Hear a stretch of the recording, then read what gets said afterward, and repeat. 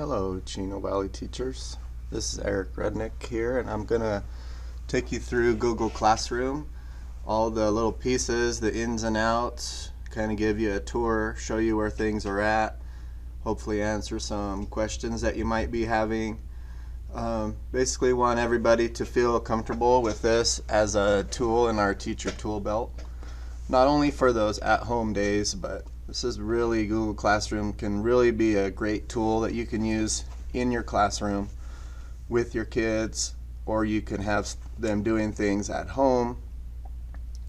Doesn't really matter the grade level, you can tailor it to work for your particular group of students that you're teaching. So keep this in mind, that whether you're a high school teacher or elementary, anywhere in between, there are some really valid uses for Google Classroom.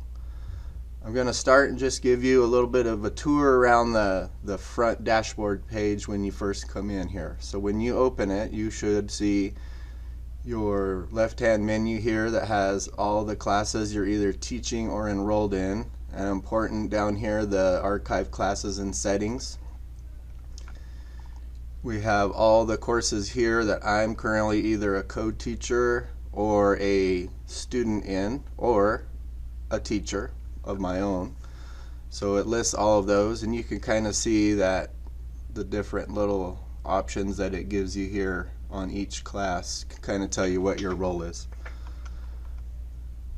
Down the side here, let's just take a look at these and kind of familiarize ourselves. So home, of course, will take you back here where you can choose your dashboard from all of your courses. The calendar's kind of cool because anything you're enrolled in, it's going to keep track of those things here for you. Practice sets, as you can see, is new, and I've done a little bit of playing with it. It definitely has a lot of cool features, and it's always improving. So at a point in the year, I would recommend that maybe you try some of the practice sets with some of your material. It does a pretty good job of walking you through as you go here. This is a new feature, but I think it's going to become a valuable one.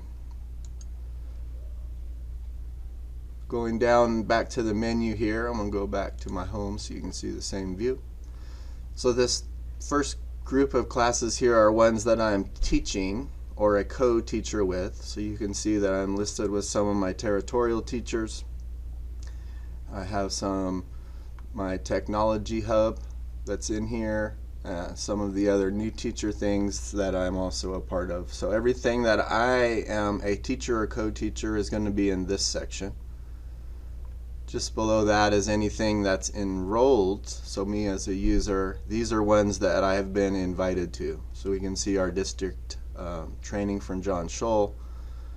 This was from a little bit of a group that we did at a conference. And then Miss Weller and I at Heritage were doing a little practice over the summer with the practice sets. So she set up a little class, and I was a member of that. So these can show you that your to-do list is kind of cool. It also can let you know things that are coming up for you. You can sort your classes. It can remind you of things like your Safe Schools training, like I need to finish. So enrolled here is pretty cool because it lets you see as a student view what things look like. Down at the bottom of this menu is an archived classes. Anything you've had over the years that you've either taught or co-taught with, you can archive, and all of those things are here. You can go back to these, you can copy assignments, you can see things that you posted. All of these things are accessible when you come in here and just restore to bring it back, or you can just click on it, which will allow you to take a look, and then you can decide if you want to restore or not. Restoring the class, it's important to know, will allow access to any of those students who used to be in there at the time when you taught them. So that's important to know. If I open up any of these classes, students who might still be enrolled in the district, it's going to show up back on their dashboard. So keep that in mind. But archiving is cool, that you can go in and you can, pull out videos or things you shared in the past with different classes copy those and bring them over to your new class.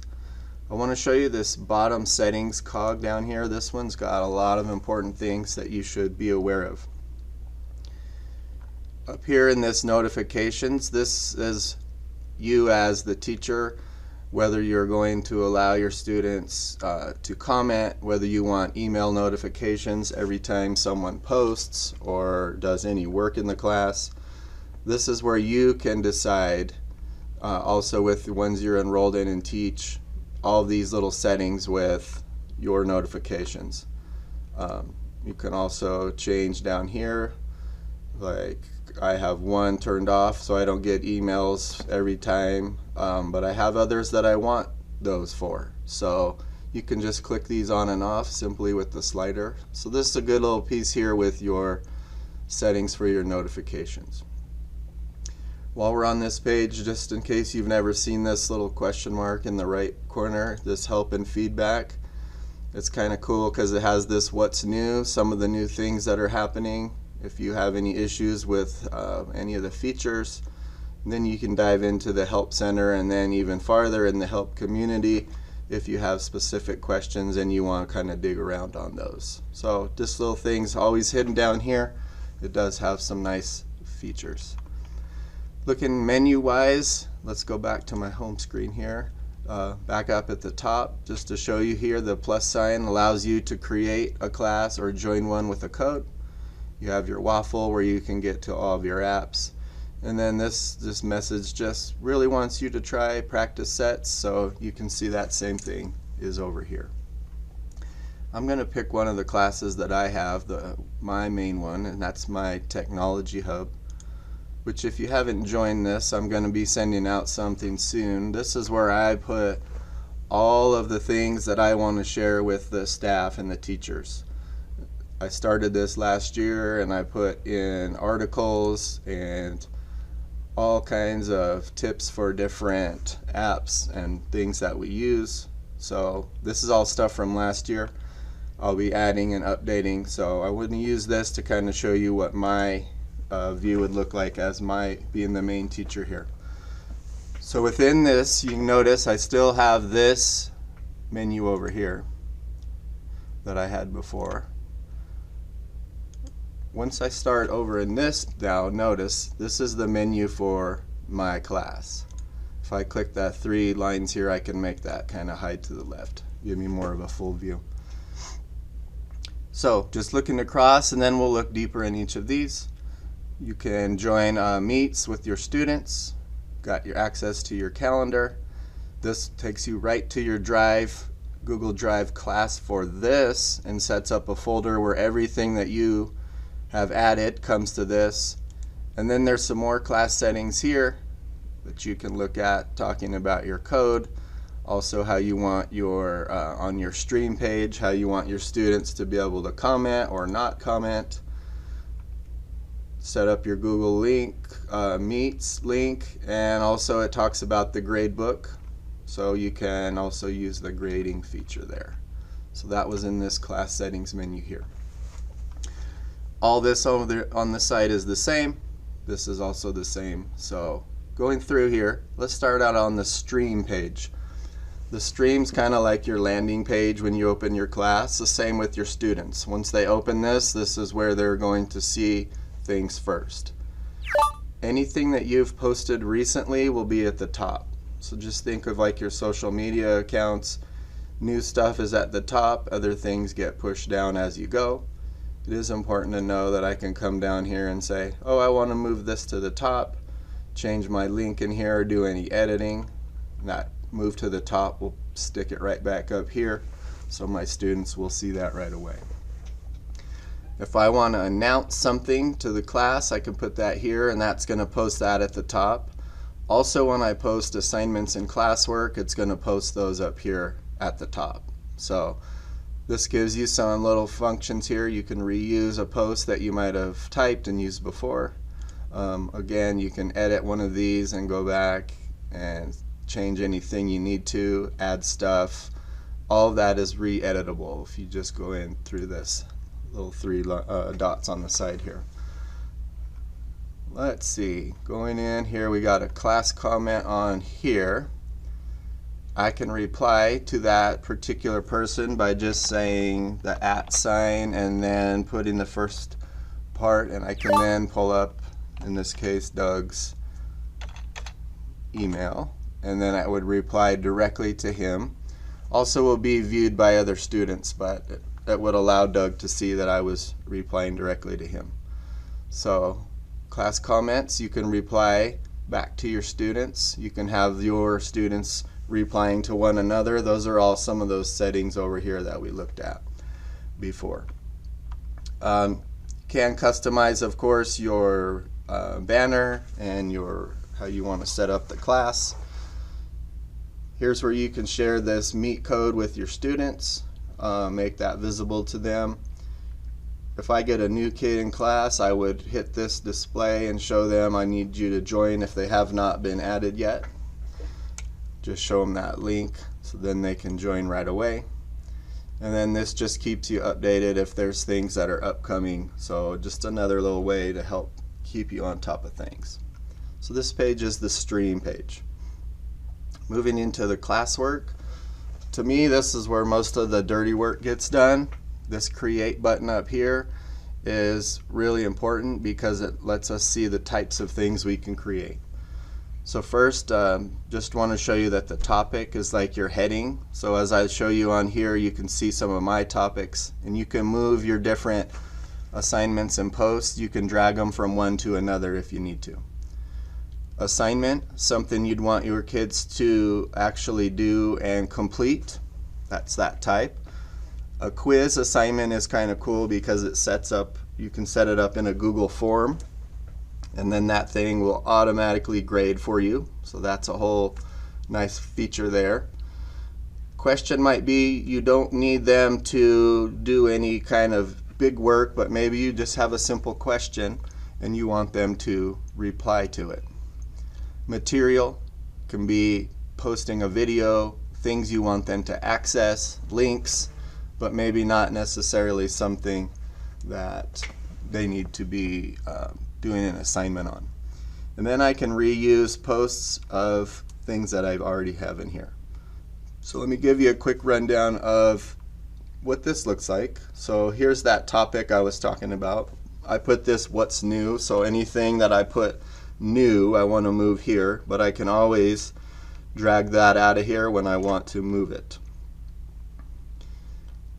You can just set up any kind of different things. You can have, different class, parts of class you want them to look at, different assignments. For me, this is my tech account, so I just try to separate things out. And then again, I can move stuff whenever I need to. So once you get them set in there, then it's a matter of you being able to organize things. So back to this create, let's just take a quick look at each one so you can see a few ins and outs. For an assignment, these are going to open up with these where you can choose whether you want to select one particular few classes or all. You can differentiate with your students and you can choose I want this for all or some to get a different assignment. Due dates, topics are going to fit with the topics that I've already set.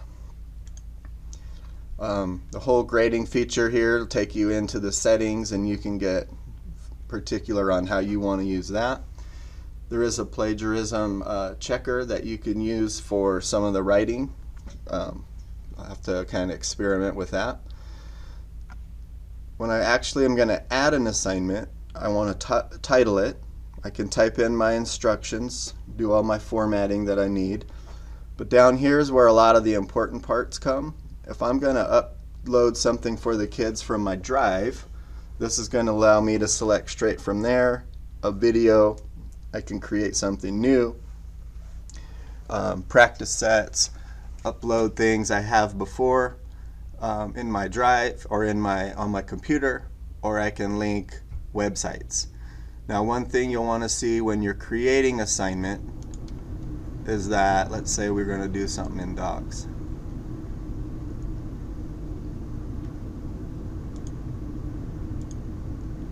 When I put this document that I want my students to use, I have to be very careful that when I select, if I just send it to view, they cannot edit or do any work in it.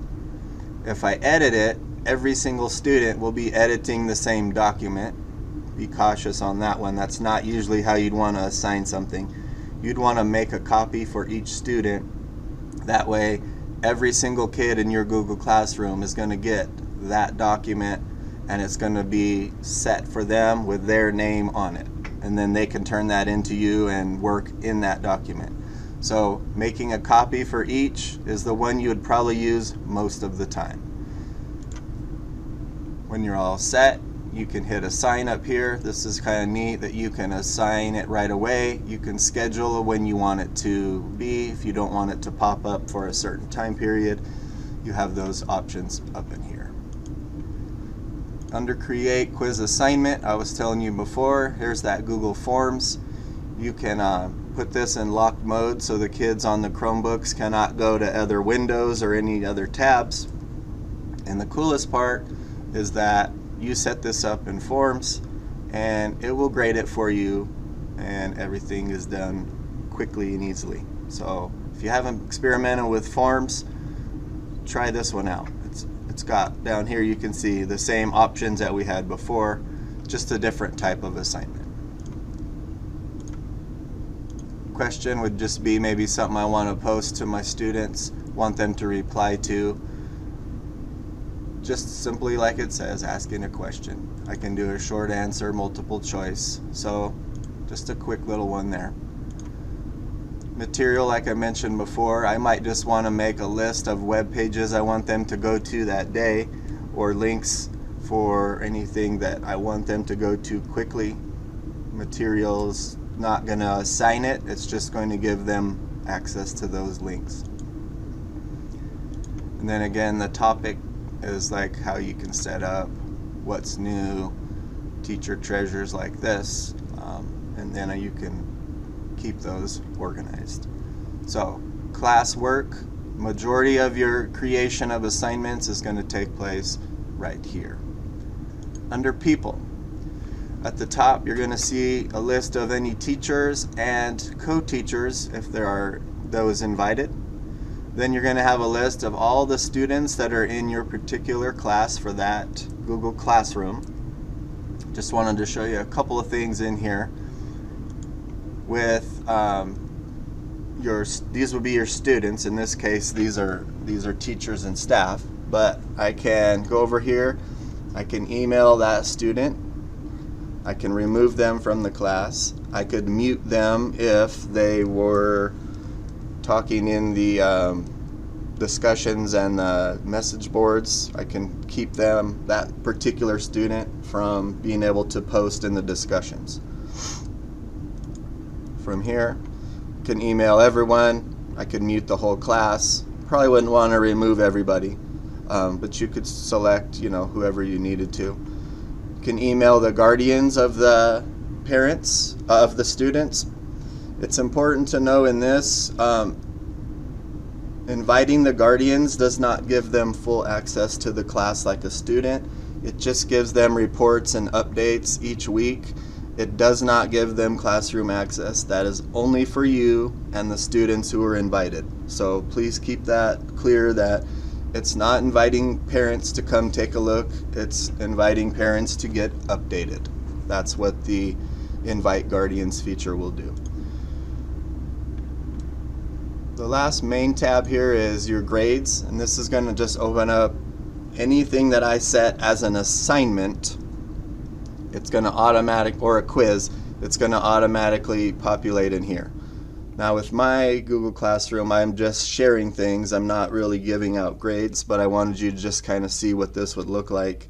And then it gives you some options on each one of these. The students who viewed or who created an assignment for me, worked on it, I could then view what they did. I can return it with the score and give them feedback, and then it will also keep track of all of these as I go.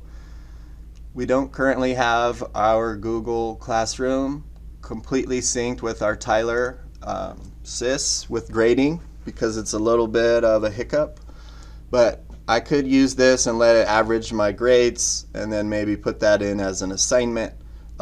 Take an assignment out of here, just copy it in the scores and put them into Tyler so that you could use it that way. But it won't be connected to your Tyler gradebook, so that's important to know. There's a whole bunch of other features within the grades and the homework section. Once you start getting into that, in the future I'd be happy to help you with any of those things if you need that at that point. At this time, I just want to give you a couple little reminders and things to think about. This video will be available in this My Google Technology Hub, so you can come back to this at any time if there's something you wanted to see, or you just like listening to me. I'm sure that could be someone too. I want to remind you to please archive any old classes that you had from previous years. That will help to free up some of those students who are still showing up on their dashboard every time. If you had a class that you declined when I automatically sent them to you, you can let me know and I can re-provision a class to you, and then it's already set up and rostered for you. So let me know if you declined one and you need access to that. I would really like for all teachers, no matter what your grade level, to try and create 1 or 2 assignments in your classroom before fall break so that you and your students have a chance to play with it, to practice, to just get in and post a question for them, do a simple assignment. Nothing they need to do at home, but maybe just a little something you can do to help get you and get your students more comfortable with using Google Classroom. We do want to be prepared by the time winter weather comes, because we want to be able to have kids not miss a beat if we're at home for a bad weather day. Last year we kind of learned on the fly. This year we want to be a little bit more proactive. So if you could please try 1 or 2 assignments with your kids to familiarize, that will really make everything go a lot smoother as that winter weather season comes. I know there's a ton of things in Classroom. Use this as a tool that works for your class, but make sure you know how to use it and your students know how to use it. We definitely have a lot of availability of different assignment types, all kinds of things you can do in here. So utilize it, but make it work for you. And as always, please reach out to me if you have any questions or anything I can help you with. I'm always available to help make things smooth for you. Hope today's been helpful. You can refer to this video here in the Google Tech Hub if you need to see it in the future.